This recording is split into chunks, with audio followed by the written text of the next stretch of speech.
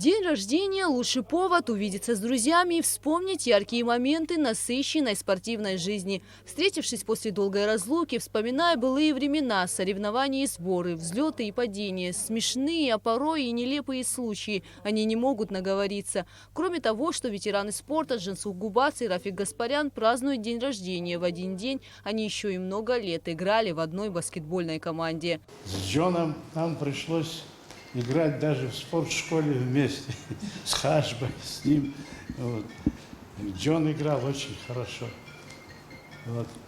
И ты запомнил, помнишь? Молодость, да? Да.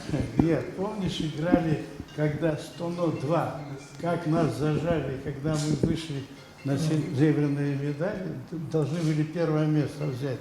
Баскетбольный матч 1953 года Рафик Гаспарян помнит хорошо. Те досадные чувства, когда их команда несправедливо проиграла всего лишь 1 очко, он испытывает и сегодня. Интересную историю, усевшись рядом с дедушкой, внимательно слушает и внук ветерана спорта. Остается полминуты.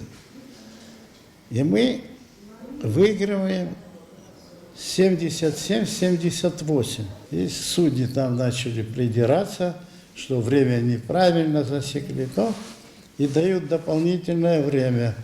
И Израиль такой был у нас Куцо, тренером временно.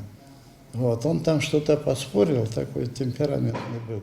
Дают ему персонально, технически дают. Вот. И вот они забрасывают 1 и 2. Вот, и выигрывают на 1 очко.